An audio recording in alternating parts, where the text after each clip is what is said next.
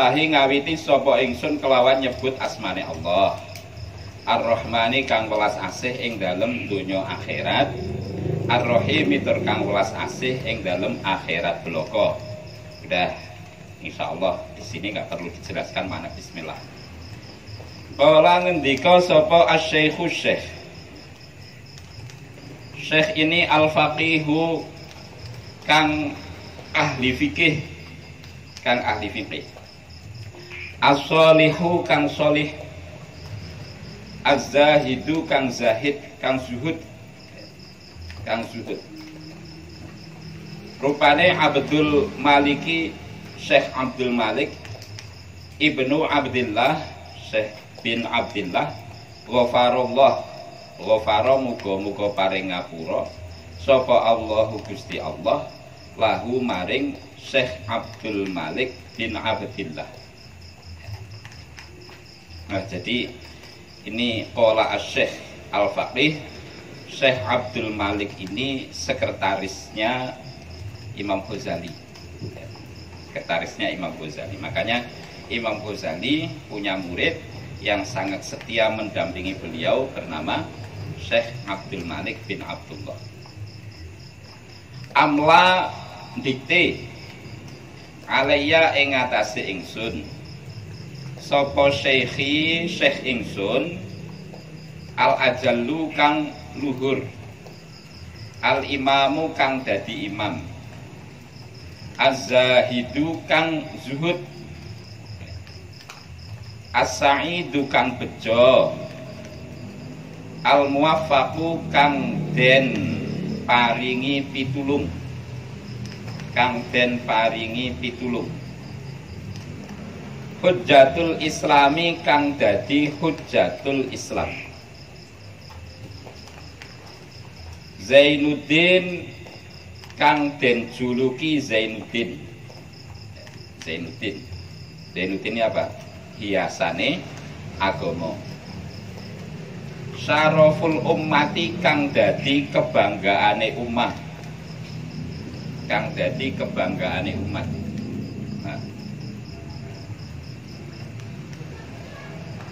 Tawa kamulyaane umat. Abu Hamidin kang den juluki Abu Hamid, alam kunyah. Rupane Muhammadu, Syekh Muhammad Ibnu Muhammadin bin Muhammad Ibni Muhammadin bin Muhammad Al-Ghazali kang bangsa Ghazali. Apa Al-Ghazali itu maknanya? Dan nanti dulu. Nah, jadi Syekh Al-Faqih ini kalau zaman dulu itu memang masih tulus ya. Orang memberi julukan itu sesuai dengan kapasitasnya. Kalau sekarang ini kan banyak yang palsu. Dijuluki Syekh ternyata kagak jelas. Dijuluki Kiai ternyata tasrifnya kafaro yukafiru kufron. Nah, beda sekali dengan zaman dulu. Kalau dalam kitab itu disebut Syekh ya memang benar-benar sebagai Syekh. Nah ini sang yang mengurusi penerbitan. Jadi ada tiga periode gitu. Imam Ghazali ya menyampaikan tentang materi kitab, terus ditulis oleh muridnya bernama Syekh Abdul Malik. Tulisan manuskrip dari Syekh Abdul Malik itu dicetak oleh para murid-muridnya. Nah ini para muridnya itu berkata qala asy-syekh. Nah Syekh Abdul Malik ini bergelar al-faqih juga. Al-faqih itu kalau definisi sederhananya al-alim bi ilmi syariah, orang yang menguasai ilmu syariah. Tetapi Syekh Hasan Al-Basri ketika ditanya tentang maksud dari dalil mayuridillahu bihi khairan yufaqihu fiddin, ayat itu maksudnya yufaqih itu bagaimana? Itu kata Syekh Hasan Al-Basri, maksud dari yufaqih itu adalah al-qaim lailahu as-shaim naharu. Orang yang menguasai ilmu syariat plus malamnya mau tahajud, mau wirid, siangnya puasa. Nah, kalau baru bisa batul masail belum faqih. Jika Senin Kamisnya belum puasa, malamnya nggak kuat tahajud, itu belum pakai. Nah, pakai. Az-zahid fid dunya punya karakteristik zuhud fid dunya.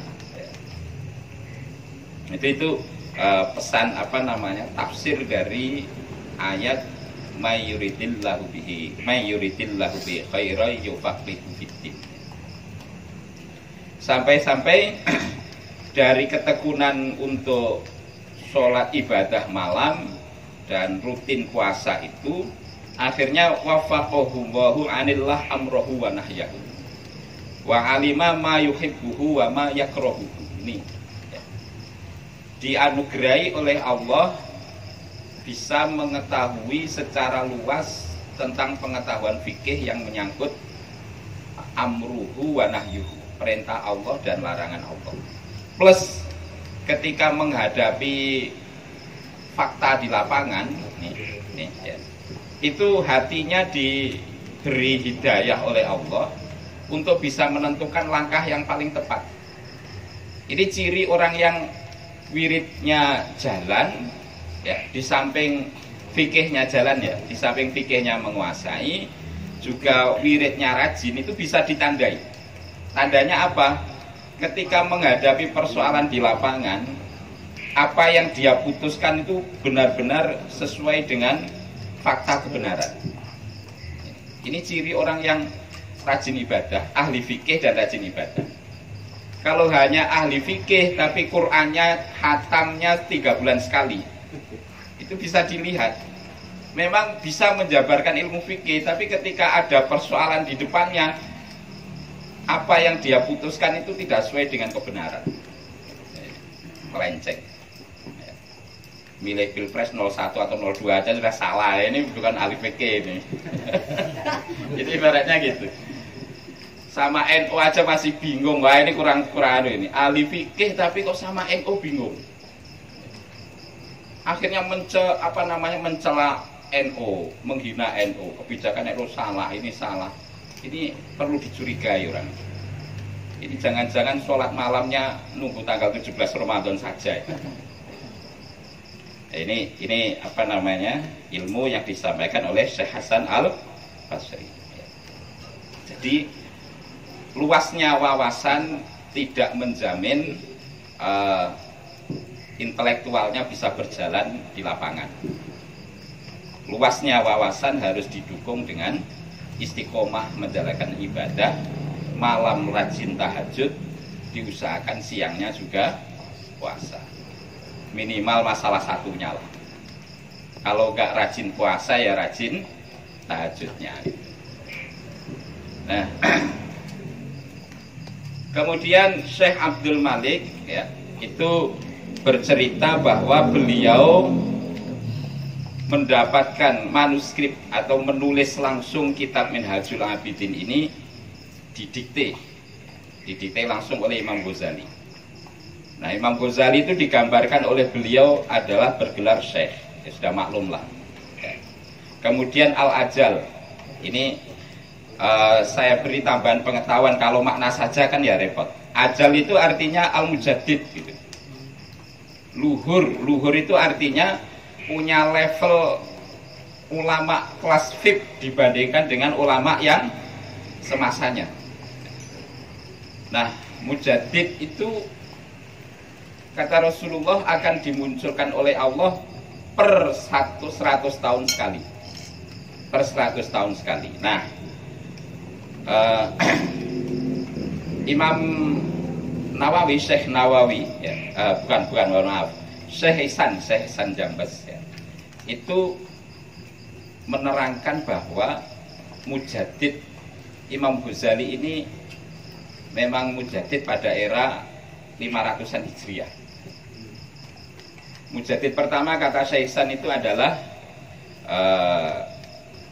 Syekh Umar bin Abdul Aziz. Beliau menjadi khalifah tahun 98 Hijriah sampai 101 Hijriah. Cirinya Mujadid itu adalah argumennya itu membasmi para ahli-ahli bid'ah. Ilmunya benar-benar menguasai luar dalam sehingga para ahli bid'ah itu tenggelam dengan keilmuannya. Itu ciri Mujadid. Nah, Syekh Umar bin Abdul Aziz ini lahir dan besar saat dinasti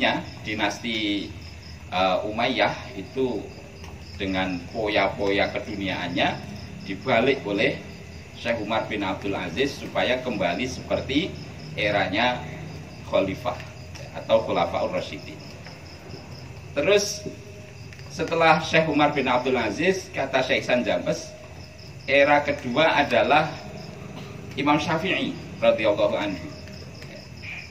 Imam Syafi'i itu lahir tahun 150 Hijriah, meninggal 205 Hijriah. Berarti pas 200 tahun. Tahun 200 tahun Hijriah. Sudah maklum lah Imam Syafi'i dengan gaya fikihnya itu menenggelamkan para ahli bid'ah, sehingga madhab Syafi'iyah itu adalah madhab yang paling populer di seluruh dunia. Terus era ketiga tahun 300-an itu Syekh Abul Hasan Al-Asy'ari. Ya maklum lah Syekh Abul Hasan Al-Asy'ari. Ceritanya sudah masyhur. Kalau pengen tahu ceritanya Syekh Abul Hasan Al-Asy'ari, buka Google dah. kalau bagaimana perjuangan beliau dalam menegakkan Ahlus Sunnah wal Jamaah, utamanya dalam bidang tauhid. Terus era keempat Syekh Abu Ishaq Al-Isfirayini. Ini saya kurang paham ini. Pokoknya seingat saya beliau pengarang kitab At-Tanbih, ulama usul fikih yang terkenal. Tapi jasa besarnya apa, saya kurang paham tentang catatan sejarah Syekh Abu Ishaq Al-Isfirayini. Nah, era kelima itu Imam Ghazali ini, Imam Ghazali.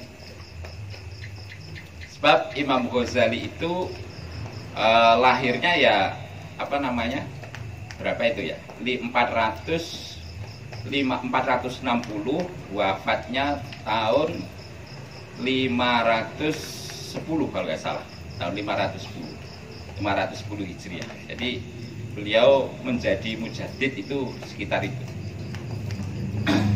Nah, di syarahnya ini Syekh Ihsan Jambes jelaskan ciri dari mujadid itu seperti tadi. Yusharu bil ilmi ila maqami wa yansuru as-sunnah fi kalami.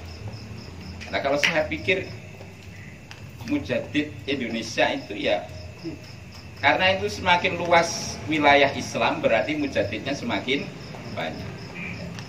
Kita punya mujadid Kiai Hasyim Asy'ari.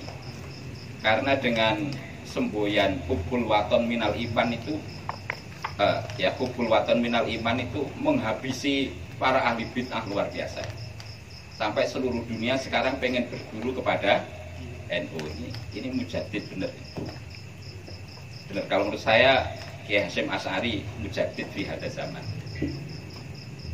Dengan keilmuannya Hubbul Waton Minal Iman diaplikasikan oleh Kiai Wahab Hasbullah, diteruskan oleh Kiai Abdurrahman Wahid, dilanjutkan lagi oleh NU sekarang, itu benar-benar luar biasa. Afghanistan damai sebab Hubbul Waton Minal Iman.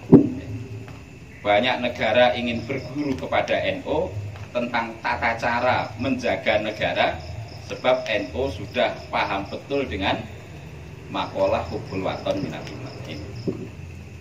Nah, kalau NU tahun 1344 Hijriah, kita nunggu mujadid era 1000, sekarang 1443. Berarti era mujadidnya nanti nunggu 1500. Masih berapa tahun itu? 53 tahun. Nah, sekarang pokoknya lagi naik daunnya NU. Gaya bid'ahnya sudah ditenggelamkan oleh hubul waton minal iman lah. Nah, as-sa'id itu yang bahagia. Yang bahagia.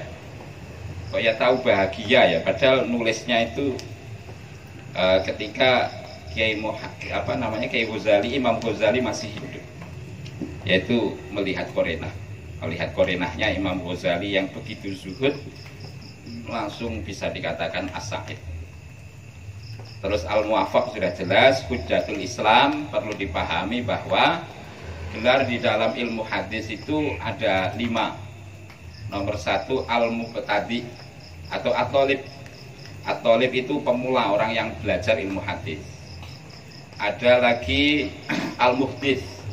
Al-muhdits itu adalah man yahtamilu riwayatahu wa'tana bidirayatihi.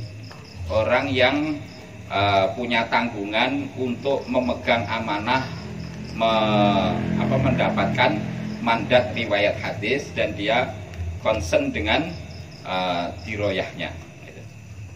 Kemudian ada nomor 3, levelnya setelah muhdits adalah hafid. Al-hafid. Al-hafid itu man ahata ilmuhu mi'ata alfi haditsin isnadan wa matnan wa ya'lamu jarhahum wa adlahum atau jarharuwatihim wa adla ruwatihim. Orang yang menguasai secara penuh tentang 100.000 hadis, baik dari sanad maupun dari matannya, dan mengetahui betul jalur-jalurnya perawi. Wa ing katsura itu sanaduhu itu. Wa turuquhu, walaupun jalurnya hadis itu banyak banget dan dikuasai semua. Itu level al-hafid. Ada level yang selanjutnya adalah disebut dengan hujjatul Islam. Man ahata ilmuhu salasami'ati haditsin sanadan wa matnan. Orang yang betul-betul menguasai baik dari segi hafalan maupun dari segi apapun juga, yang meliputi 300.000 hadis. Sampai seperti tadi, hafal jalur-jalur perawinya dan mengetahui secara persis kualitas perawinya, baik adil ataupun tidak adilnya. 300.000. Kita hafal berapa hadis coba? 3. Hafalnya al-ma'u min al-ma' innamal a'malu binniyat. Terus kalau yang al-hakim itu, kalau sudah gelar al-hakim itu hafal seluruh hadis. Ini Imam Ghazali gelarnya itu hujjatul Islam. Berarti beliau ahli hafal 300.000 hadis. Saya bulan puasa Ramadan kemarin itu berdebat lama dengan Gus Saifu, putranya Kiai Ali Masyhuri. Mulai tanggal 1 sampai tanggal 21 Ramadan kayaknya itu. Gara-gara Kiai Gus Saifu itu menyaksikan hadis yang ada di kitab Durratun Nasihin tentang faedah tarawih. Ini nggak ada ini di kitab-kitab hadis. Berarti ini hadisnya maudhu. Berarti Durratun Nasihin itu kitab sesat katanya. Ya nggak bisa, kitab itu sudah beredar di Indonesia sejak zamannya Ki Ihsan, sejak zamannya sejak zamannya Kiai Mahfud At-Tarmusi. Itu ahli hadis semua kok. Lama itu. Alhamdulillah. Nah itu Zainuddin, bergelar Zainuddin Syaraful Ummah, beliau kebanggaan umat Islam, Syekh Abu Hamid Muhammad bin Muhammad. Nah. Al-Ghazali At-Tusi, beliau Al-Ghazali itu nisbah ila Ghazalah, qaryah min Quratus, desa. Kalau di sini Bombay lah. Al-Ghazali, terus At-Tusi itu kotanya. Kalau di sini pasir putih, gimana bahasa Arabnya itu? Romal bit.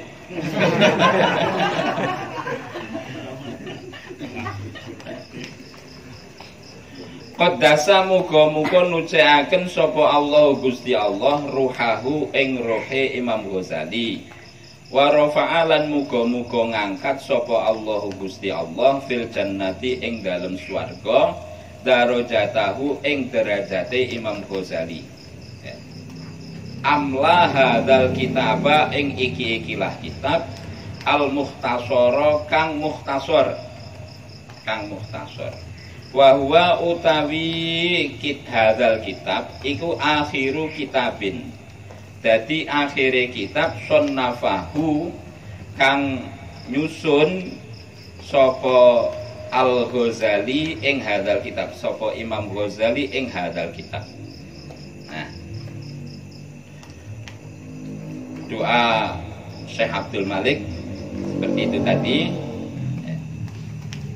Wa huwa akhiru kitabin sonnafahu. Kitab Minhajul Abidin ini merupakan kitab terakhir sebelum beliau wafat yang beliau susun. Jadi ini kitab yang mujarab sekali. Makanya saya dapat pesan dari Gus Brahim itu, Mbah Bram itu kan buyut paling tuanya Mbah Abdul Karim gitu kan. Nah, itu Mbah Abdul Karim punya putri namanya siapa? Lupa saya, masya Allah. Punya Hana menikah dengan Kiai Abdullah Sirot. Itu kan adalah menantu pertama, anak pertama. Makanya anak pertama punya cucu itu Kiai Hafid dan Nyai Fatimah. Kalau Nyai Fatimah sekarang masih hidup, masih sehat alhamdulillah. Nah itu karena cucu pertama, makanya para beliau itu diasuh oleh Kiai Abdul Karim.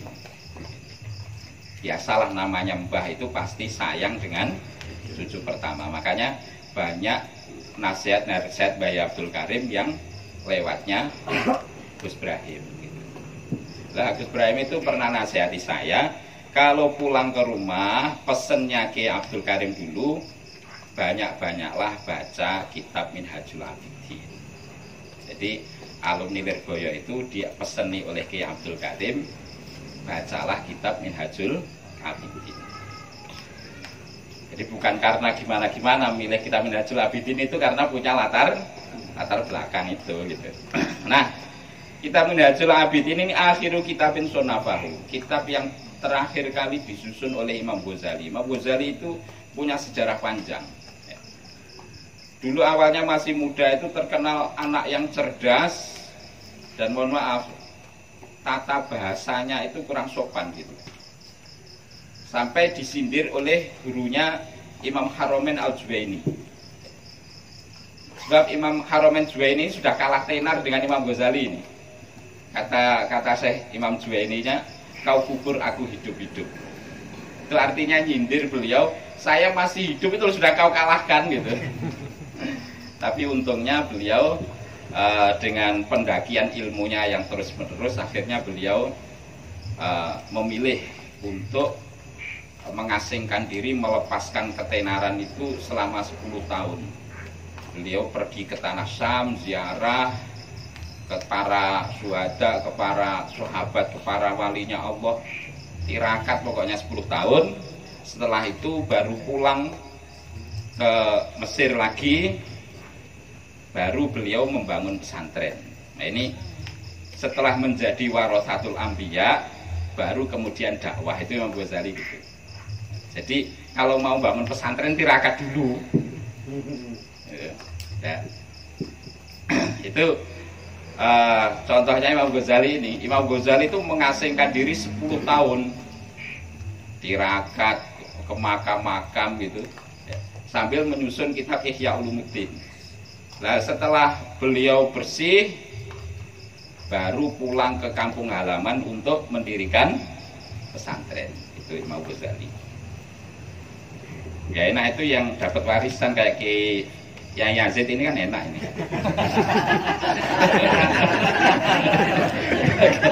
Pesantrennya warisan gitu.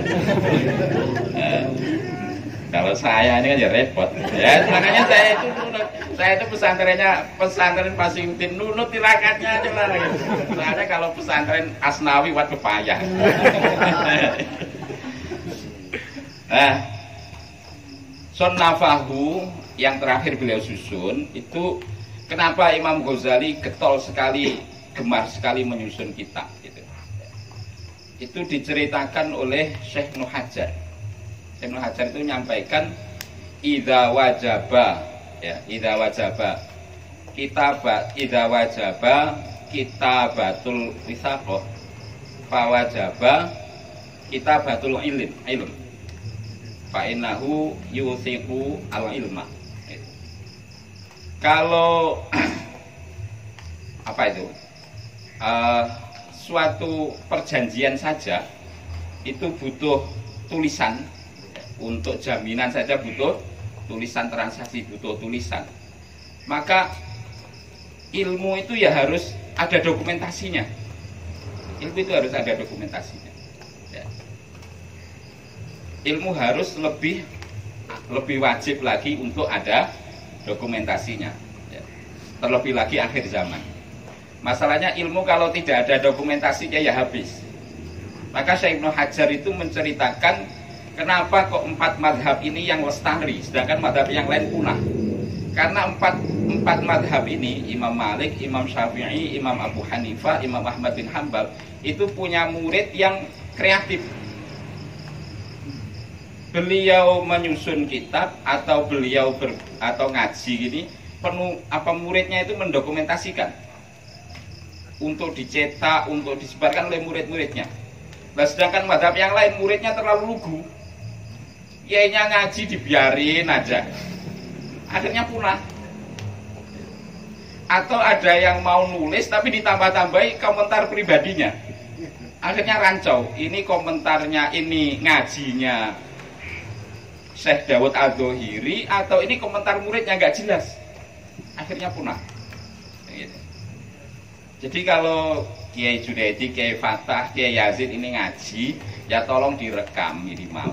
Kalau bisa ditulis jadi buku, supaya ilmunya tidak punah.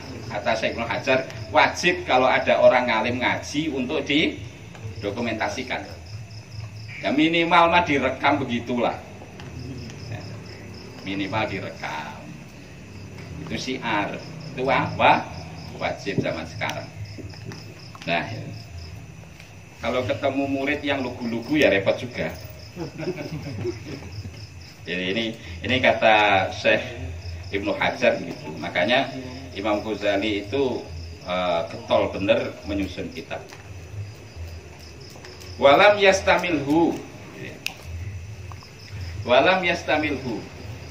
lan ora amrih ing kitab minhu saking syekh sapa illa khawasu ashabihi angin pira-pira wong khususe pira-pira sahabate syekh, angin pira-pira wong khususe saking pira-pira santrine syekh itulah. Angin pira-pira wong khususe saking pira-pira santrine syekh. Ya alhamdulillah berarti kita dicatat orang istimewa. Karena kata Syekh Abdul Malik, jangankan sekarang, dulu awal dicetaknya kitab Minhajul Abidin ini yang tertarik untuk mengkaji itu jarang. Hanya khawasu ashabihi, santri-santrinya Kiai Syekh Ghazali yang punya keistimewaan kejernihan hati saja yang mau mengkaji kitab Minhajul Abidin. Mudah-mudahan kita termasuk dari santrinya Syekh Imam Ghazali ini. Amin ya robbal alamin. Wahwa utawi iki Alkitab Al-Mukhtasar iku alhamdulillahi sudah mulai tentang apa yang disampaikan oleh Imam Ghazali. Jadi Imam Ghazali itu sistemnya sama dengan cara penyusun kitab takrib. Siapa penyusun kitab takrib? Ibnu Qasim. Yaitu Kiai Syekh Imam Ghazali mendikte, muridnya menulis. Ada yang memang menulis sendiri, seperti Syekh Nawawi Al-Bantani itu nulis sendiri. Ada yang memasrahkan kepada para muridnya. Alhamdulillah utawi sekabehane puji iku lillahi tetep keduwene Gusti Allah. Al-Maliki kang ngeratoni, Al-Maliki kang ngeratoni, Al-Hakimi kang moho bijaksana, Al-Maliki Al-Hakimi Al-Jawadi kang loman, Al-Karimi bahasa Jawanya ya sama ini, kang dermawan itu aja lah, kang dermawan.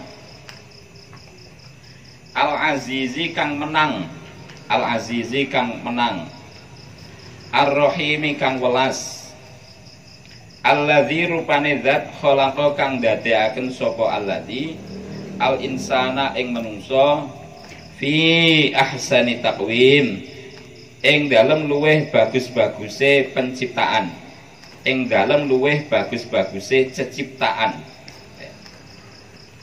Wa fatara lan dadekaken sapa alladzi as-samawati ing pira-pira langit wal ardha lan pira-pira bumi. Kalau santri Lirboyo nyingkatnya pir-pir bom. Bi qudratihi kelawan kuasane Allah. Wa dabbara lan maujudaken sapa alladzi al-umura ing pira-pira perkara fiddaraini ing dalem dunya lan akhirat bi hikmatihi kelawan hikmahe alladzi wa ma khalaqa lan ora ndadekaken sapa alladzi al jinna ing jin wal insa lan ing menungso illa li ibadatihi angin krana ibadah maring alladzi, angin krana ibadah maring alladzi. Fattariqu moko utawi dalan ilaihi maring alladzi iku wadihun kang pertelo. Sudah pada lupa apa belum bahasa pertelo gitu? Boleh. Saya baca pelan-pelan, nah ini sudah banyak yang lupa ini. Iku itu singkatannya kho itu loh.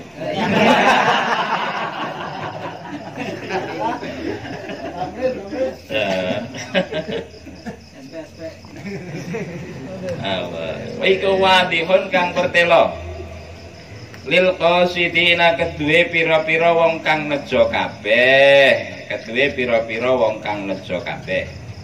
Wad dalilu utawi dalile alaihi ing atase ijene alladzi, alaihi ing atase ijene alladzi ikul laihun kang pertelo lin nadhirina kedue pira-pira wong kang angen-angen, kedue pira wong kang angen-angen. Walakinillahu tetapine Gusti utawi Gusti Allah. Tapi kalau makna dari Kiai Kafabi Mahrus bacanya walakinallaha sama aja. Tetapine Gusti Allah. Kalau walakinillahu tetapine utawi Gusti Allah. Kalau walakinallaha tetapine Gusti Allah. Iku yudillu nasaraken sapa Allah man ing wong yasa'u kang ngersakaken sapa Allah ing man. Wa yahdi lan nuduhaken sapa Allah, sapa alladzi sapa Allah man ing wong yasa'u kang ngersakaken sapa Allah ing man. Wa huwa utawi Allah iku a'lamu zat kang luweh ngudaneni, zat kang luweh ngudaneni bil muhtadina kelawan wong kang oleh pituduh kabeh. Bil muhtadina kelawan wong kang oleh pituduh kabeh. Wassalatu utawi tambahi rahmat ta'zim iku ala sayyidil mursalina, muga tetep ing atase pimpinane para rasul kabeh. Muga tetep ing atase, singkatannya apa? Tok. Nah, jangan lupa ini. Ala sayyidil mursalina, muga tetep ing atase pimpinane tok gitu, tok. Nah, para rasul kabeh. Wa ala alihi lan muga tetep ing atase pira-pira keluargane sayyidil mursalin. Al abrori pira-pira kang bagus kabeh, atau yibina pira-pira kang suci kabeh, atau hirina atau yibina pira-pira kang suci kabeh, atau hirina pira-pira kang bersih dosa kabeh, atau bersih saking dosa maksudnya. Wassolatu terus wasallama,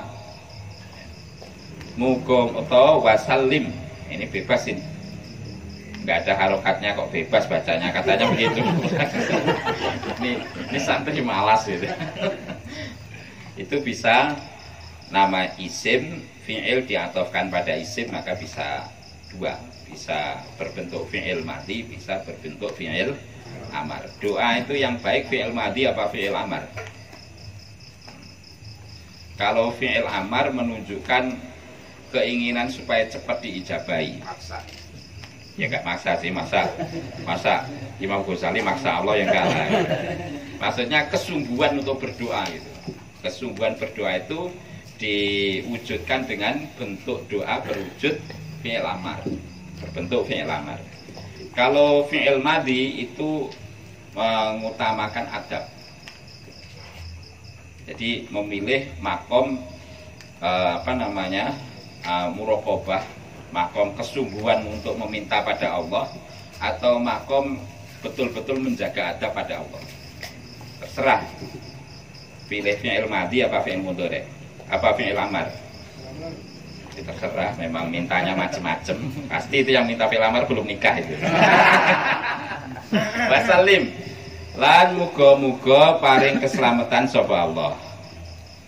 Wa adzim lan muga-muga ngegungaken sapa Allah ing sayyidil mursalin pasti ila yaumiddin tumeka maring dina kiamat.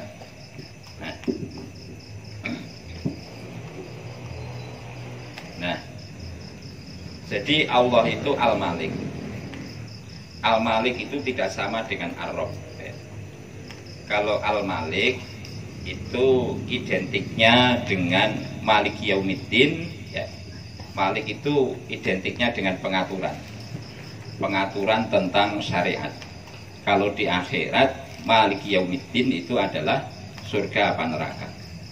Tapi kalau Malikud Dunya itu artinya Allah yang punya hak veto untuk menentukan halal dan haram. Jadi jangan percaya hukum yang tidak berlandaskan Quran dan hadis. Sebab yang punya hukum halal dan haram itu hanyalah Allah. Kalau Rabbul Alamin itu maksudnya adalah pengaturan. Yang mengatur rizki, yang mengatur jodoh, yang mengatur kapan sakit, yang mengatur kapan meninggal, itu adalah Rabbul Alamin. Nah, Al-Hakim, Allah itu Al-Hakim, Maha bijaksana. Maha bijaksana. Bijaksana, kalau Al-Jawad, Maha dermawan. Al-Karim juga Maha dermawan. Sudah jelas Al-Hakim itu Maha bijaksana, sudah maklum lah. Al-Jawad itu artinya adalah Maha dermawan. Siapapun akan diberi oleh Allah tanpa menunggu permintaan dan tanpa melihat kebutuhan. Itu al-jawadnya Allah. Jadi ada makhluk yang sombong kepada Allah, nggak pernah berdoa, dan kebetulan ya nggak pernah berdoa, nggak percaya pada Allah, tetap Allah kasih rezeki, karena Allah itu punya sifat jawad. Sedangkan Al-Karim itu adalah sifat Allah yang maha dermawan kepada orang yang sudah berdoa dengan sungguh-sungguh kepada Allah. Jadi untuk orang yang diuji oleh Allah, itu Allah sedang menjalankan sifat Al-Karimnya. Sedangkan orang yang tidak punya pernah tempaan spiritual, ya, tidak pernah berdoa, tapi kok tetap dapat rezeki karena Allah menjalankan sifat Al-Jawadnya. Nah kita ya Al-Jawad mengharapkan Jawadullah juga Karimullah. Biasanya yang istimewa itu yang rizki yang dari jalur Al-Karim. Kalau jalur Al-Jawad itu rizki yang biasa-biasa baik. Nah. Terus waswala sudah paham, sudah jelas semua. Wa ma khalaqal jinna wal insa illa li'ibadatihi fattariqu ilaihi wadihun lil qasidin wad dalilu alaihi laihun lin nadirin walakinnallaha yudhillu man yasha wa yahdi man yasha wa huwa a'lamu bil muhtadin. Nah, i'lamu padha weruh sira kabeh. I'lamu padha weruh sira kabeh. Ikhwani he pira-pira sedulur ingsun. As'adakum muga-muga bejaaken ing sira kabeh bejo itu apa bejo? Nah, beruntungan. Muga-muga bejaaken ing sira kabeh sapa Allahu Gusti Allah. Wa iya yalan ing ingsun bimardhatihi kelawan ridhone Allah. I'lamu yen annal ibadah ing setuhune ibadah iku samratul ilmi, dadi woe ilmu, wa faidatul umuri lan dadi faidahe umur, wa hasilul abidi lan dadi hasile perkara hasile pira-pira wong kang ibadah, lan perkara hasile pira-pira wong kang ibadah. Al aqwiya pira-pira kang kuat,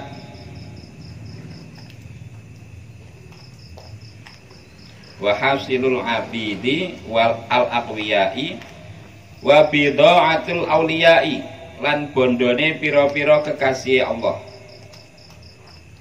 Wa tariqul atqiyai lan dalane pira-pira wong kang takwa maring Allah. Wa qismatul a'izzati lan bagiane pira-pira wong kang mulya. Lan bagiane pira-pira wong kang mulya. Wa qismatul a'izzai lan bagiane a'izzati. Wa qismatul a'izzati lan bagiane pira-pira wong mulya.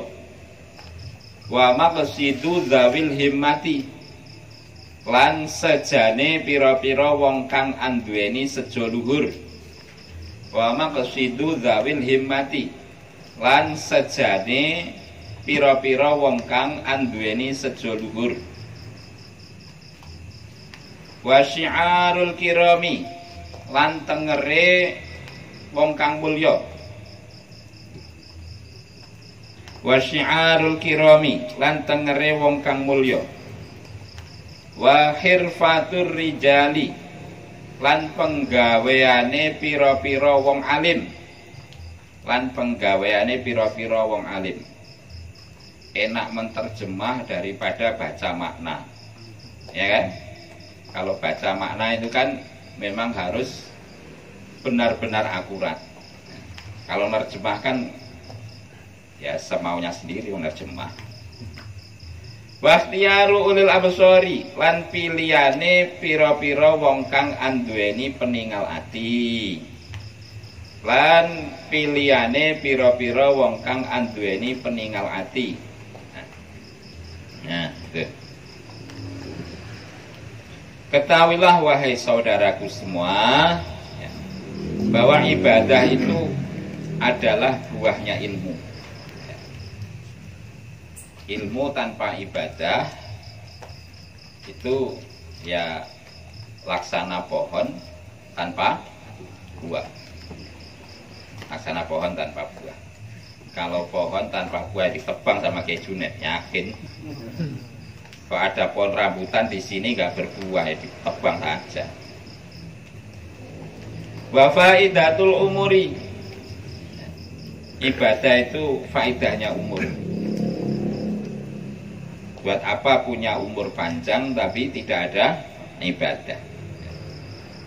Wa hasilul abidi al-aqwiyai, yang dihasilkan oleh orang-orang ahli ibadah yang kukuh.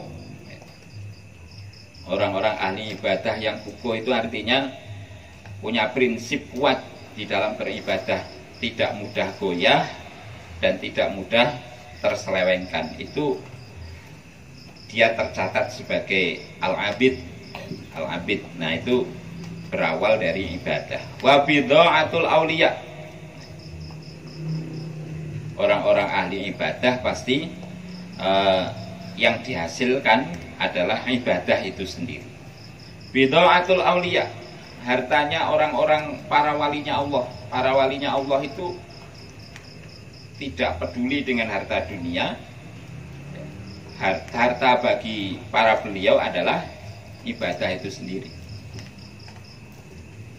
Ya, sederhananya kalau raja itu mengandalkan kesejahteraan anaknya dengan warisan kerajaan, kalau orang ahli ibadah mengandalkan kesejahteraan anaknya dengan ya sederhananya bacaan Yasin dan Waqiah.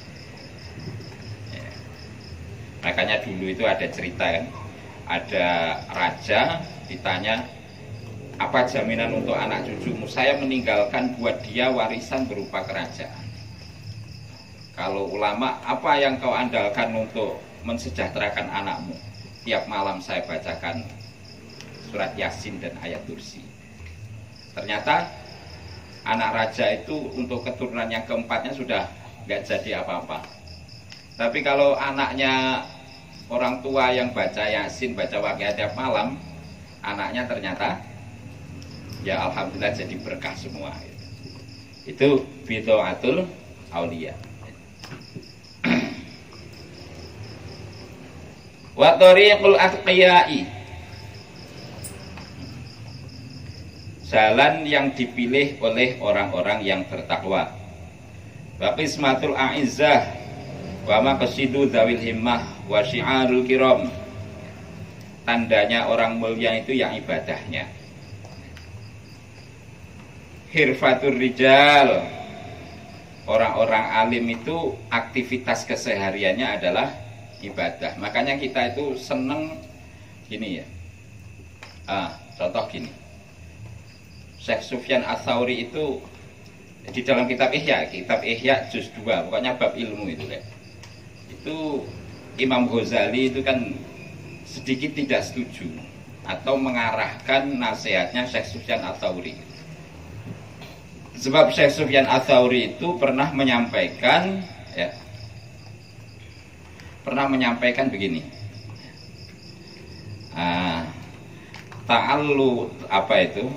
Ta'allumuna li ghairillah. Fa'aba al-ilmu ayyakuna illa lillah. Saya belajar itu diawali dengan tidak karena Allah Ta'ala, tapi untuk kelanjutannya akhirnya ilmu itu menuntun saya untuk memastikan diri bahwa ilmu ini hanyalah untuk lillahi ta'ala. Fa innal fuqaha, itu kata Syekh Sufyan Ats-Tsauri itu dalam kitab Ihya. Fa innal fuqaha yata'allamuna li ghairillah tsumma yarji'una ilallah. Para alim fikih itu belajar, dalam proses belajarnya bukan karena Allah, tapi kemudian ujungnya orang alim fikih itu sebelum meninggal akhirnya melepaskan diri untuk kembali kepada Allah. Ini nasihat dari Syekh Sufyan Ats-Tsauri ini nggak diterima total oleh Imam Ghazali. Kata Imam Ghazali itu lihat faktanya di dalam kitab Ihya itu. Lihat faktanya, realitasnya banyak orang alim fikih, banyak fuqaha nih belajar fikih, ya, banyak orang belajar fikih sampai meninggal tetap cinta dunia. Nah, ini kan bertentangan dengan nasihatnya Syekh Sufyan Ats-Tsauri. Nah, Imam Ghazali itu mengarahkan bahwa nasihatnya Syekh Sufyan Ats-Tsauri itu adalah setelah belajar fikih, belajarlah 1 tafsir, 2 hadis, 3 sejarah Rasulullah, 4 sejarah sahabat. Juga sering-sering, ini tambahan dari kita para santri, sering-sering mendengarkan kisah-kisah tentang para ulama. Makanya pesannya Hadratus Syekh Ki Abdul Karim supaya kita ngaji kitab Minhajul Abidin. Sebab kadang-kadang anak Lirboyo itu kan dominannya fikih saja gitu. Itu akhirnya tinggi terus. Butuh tensinya diturunkan lah. Nah itu belajar ya. Itu konsepnya Imam Ghazali juga begitu. Imam Ghazali dulu cerdas, tapi akhirnya kan belajar tentang ilmu tauhid, belajar ya dari filsafat itulah.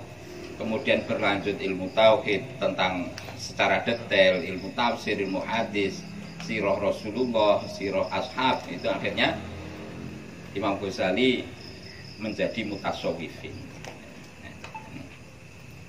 Nah, itu tadi sampai mana itu tadi?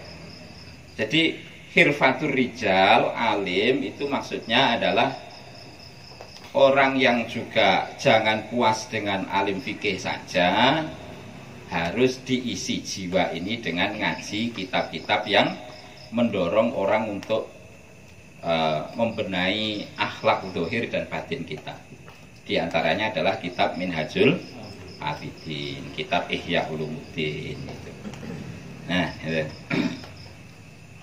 Khirfatur rijal, dari ngaji kitab-kitab itulah akhirnya ibadah itu menjadi benar. Wakhtiyaru ulil absar, jalan yang dipilih oleh orang-orang yang punya mata batin. Wahya utawi ibadah iku sabilus sa'adah, dadi dalane kabejan. Wa minhajul jannati, lan dalan kang nekaaken swarga. Wa minhajul jannati, lan dalan kang nekaaken swarga. Kala ngendika sapa Allah Gusti Allah Ta'ala, wa ana ing dawuh wa ana rabbukum fa'buduni. Wa ana rabbukum, ana utawi ingsun iku rabbukum pangeran sira kabeh. Fa'buduni, mongko ibadah sapa sira kabeh ni ing ingsun. Ni ing ingsun. Wa qala lan ngendika sapa Allah Ta'ala,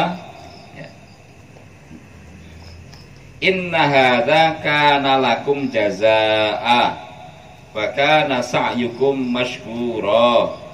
Inna hadza, setuhune iki naimul jannah, setuhune iki naimul jannah, iku kana ana apa hadza lakum kedue sira kabeh iku jazaan dadi piwales.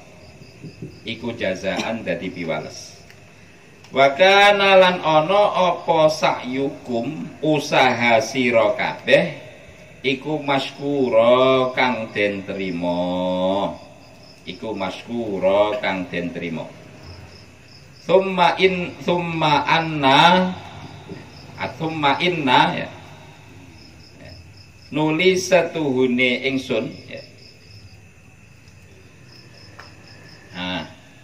nuli setuhune ingsun iku nadorna ningali sapa ingsun fiha ing dalem ibadah wa ta'ammalna lan angen-angen sapa ingsun tariqoha ing dalane ibadah min mabadiha awit saking mabadiknya kok bahasa Indonesia lupa min mabadiha awit saking piro-piro kawitane ibadah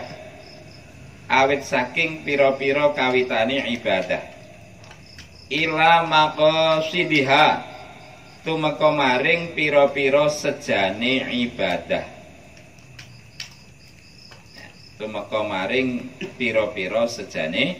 ibadah Nah, ini sekarang Imam Ghazali bercerita tentang latar belakang dari motivasi beliau menyusun kitab Minhajul Abidin ini. Karena beliau merasa prihatin. Banyak orang yang punya niatan ibadah, tapi karena tidak ada konsep yang bagus tentang teori ibadah, akhirnya tidak menemukan hasil yang maksimal. Sama dengan penyusunan kitab Ta'limul Muta'alim, banyak orang belajar tapi ternyata hasilnya tidak sesuai dengan harapan, sebab tidak ada konsep. Penting sekali membuat konsep, itu penting. Nah, menyusun konsep itu penting. Nah, Imam Ghazali menyusun kitab Minhajul Abidin ini karena banyak orang kepengen ibadah tapi karena tidak tahu step by stepnya atau setahap demi tahapan-tahapan dalam beribadah, akhirnya itu tidak menuai hasil. Jadi kalau belajar nahwu itu langsung lompat alfiyah gitu ya. Belum pernah barang haram masih sering dijalankan, tapi sudah ngelompat ke sunah-sunah dijalankan. Nah, ini nggak menuai hasil. Contohnya begitu. Makanya Imam Ghazali bercerita di sini tentang konsep latar belakang beliau menyusun kitab Minhajul Abidin. Allati rupane ibadah. Gini. Allati rupane maqasid. Iya kang utawi allati iku amani salikiha. Piro-piro pengarep-ngarepe wong kang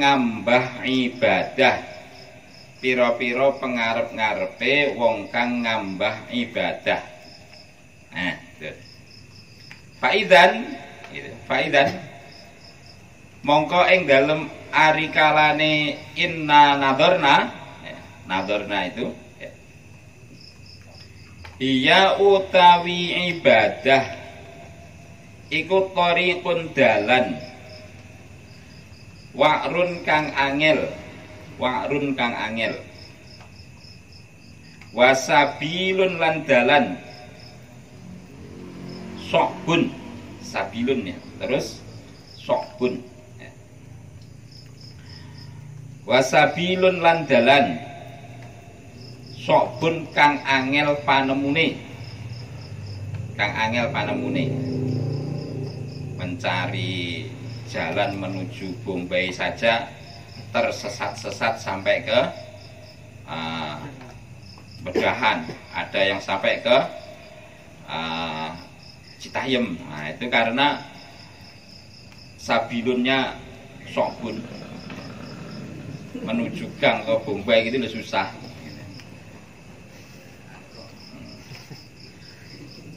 Sama dengan ibadah itu ya begitu, kalau tidak ada tuntunannya ya begitu. Pengennya ibadah malah jadi teroris. Pengen jadi ahli wirid malah tobar takbir di pinggir jalan. Nah, itu kan karena jalan ibadah itu kan repot banget itu. Kathiratul aqobah tur kang akeh dalan rumpile. Kathiratul aqobati tur kang akeh dalan rumpile. Dalan rumpil itu kalau bahasa Indonesianya apa coba? Oh ya masih hafal, bagus.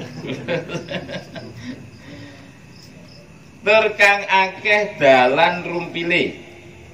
Sadidatul masyaqati, kang banget abote. Kang banget abote. Ba'idatul masafati, tur kang adoh pelakone. Pelakon itu apa coba bahasa Indonesianya? Hah? Oh iya, jauh jarak tempuhnya. Sambil nginget-nginget bahasa Jawa. Azimatul afati, tur kang agung panca bayane. Tur kang agung panca bayane. Memori pesantren dulu. Kadang kita itu kan, saya pengen kangen sama pesantren, pengen nyantren lah. Ditantang bener-bener pengen nyantren lagi. Iya, baru sehari semalam sudah bingung telepon, kangen istri, kangen anak. Nah ini kesempatan ngaji gini itu supaya kita ingat pesantren dan mudah-mudahan di sini benar-benar jadi pesantren. Amin. Katsiratul awaiqi. Gus Andi Maja berharap banget supaya di sini secepatnya ada pesantren. Cuma Kiai Junaidnya belum punya greget ke sana. Katsiratul awaiqi, tur kang akeh perkara kang ngalang-alangi. Katsiratul afati awaiqi, tur kang akeh perkara kang ngalang-alangi. Tur kang akeh perkara kang ngalang-alangi. Wal mawani'i, lan pira-pira perkara kang nyegah. Lan tur kang akeh pira-pira perkara kang nyegah. Kiai Fasihuddin itu sering cerita, pokoknya kalau pengen ngaji tanpa belajar, ngaji tanpa persiapan, itu pinjemlah kitabnya Kiai Habib. Itu kata Kiai, kata apa Kiai Fasi itu begitu. Pokoknya kalau pengen ngaji tanpa belajar, pinjemlah kitabnya Kiai Habib. Kitabnya Kiai Habib itu maknanya lengkap banget. Sampai pinggir-pinggirnya itu tasrif-tasrifnya ada semua. Gitu. Marjek-marjeknya itu apalagi kitab pelajaran itu paling lengkap. Itu Kiai Habib itu gitu, keistimewaan. Sejak kecil memang, jadi kalau pelajaran itu dikasih marjek-marjek. Kalau ngaji gitu pasti lengkap banget. Itu Kiai Habib.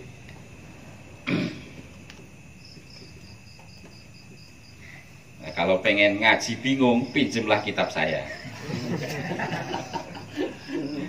Nah, karena maknanya kayak mana dokter. Mana dokter kan, tulisan dokter kan susah dibaca itu. Mana dokter ini. Jadi Kiai Habib itu memang punya keistimewaan, maknanya lengkap gitu. Hafifatul mahaliki, tur kang den kupengi pira-pira perkara kang rusak. Hafifatul mahaliki, tur kang den kupengi pira-pira perkara kang rusak. Wal maqati'i, lan pira-pira perkara kang megot. Lan pira-pira perkara kang megot.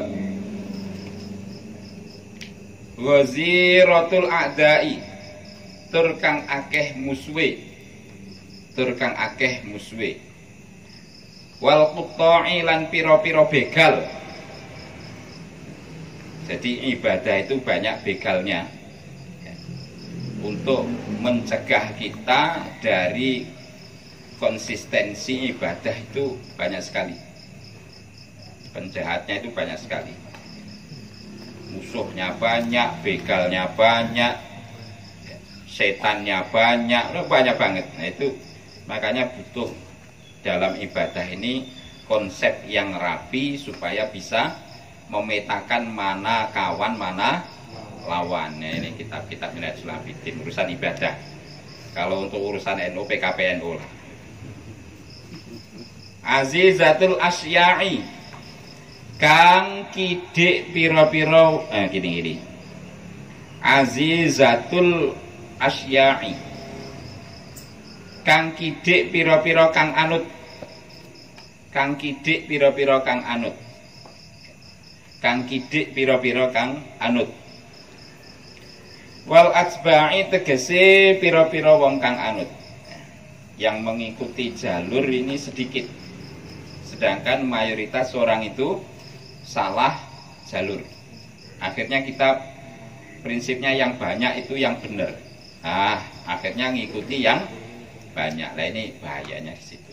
Sama pengalaman saya baru nyampe di Depok ini, nyari bakso. Nah, prinsipnya orang itu kalau nyari warung pilih yang rame. Kalau yang rame biasanya rasanya paling enak kan gitu. Ternyata saya salah. Saya memilih bakso, warung bakso, ternyata yang paling rame. Wah, itu paling rame gitu. Ya udah, beli bakso di situ. Ternyata khas Betawi. Padahal khas Betawi itu banyak cabenya sedikit, yang banyak apanya itu? Yang pedes-pedes itu. Ladanya. Orang Jawa itu nggak bisa makan banyak ladanya. Ternyata salah. Setelah itu ternyata milih warung yang sepi itu malah yang enak kalau di sini. Kalau warung yang ramai itu nggak cocok sama saya. Nah, ini gitu, jalan menuju ibadah yang benar itu minoritas. Yang banyak justru beribadah dengan jalan yang tidak pas. Makanya penting sekali ngaji Minhajul Abidin sebagai panduan. Wahakadha lan kaya mengkene-mengkene sak banjure. Yajibu wajib antakuna yen to tinemu apa ibadah. Li'annaha krana setuhune ibadah iku thariqul jannah, dadi dalane swarga. Fayasiru mongko dadi apa hadza ikilah thariqul ibadah. Apa hadza ikilah thariqul ibadah. Iku tasdiqon beneraken lima maring dawuh atau perkara utawa maring sabda qalahu kang ngendikaken ing mas sapa Nabi Muhammad sallallahu alaihi wasallam. Ala eling-eling wa innal jannata setuhune swarga iku khuffat den kupengi apa jannah bil makarihi kelawan pira-pira perkara kang den sengiti. Kelawan pira-pira perkara kang den sengiti. Wa innan nara lan setuhune neraka iku hufat den kupengi apa anar bisahawati kelawan pira-pira kasenengan. Bisahawati kelawan pira-pira kasenengan. Saya mau perjanjian dulu, ini sampai jam berapa? Jam 10 ya? Ya, kalau jam 10 berarti sudah pas. Pas. Mudah-mudahan bisa istiqomah. Karena pentingnya ngaji kitab Minhajul Abidin sambil tabarukan dengan para kiai-kiai kita semuanya. Demikian yang bisa saya sampaikan, kurang lebihnya mohon maaf. Wabillahi taufiq wal hidayah war ridha wal inayah. Wassalamualaikum warahmatullahi wabarakatuh.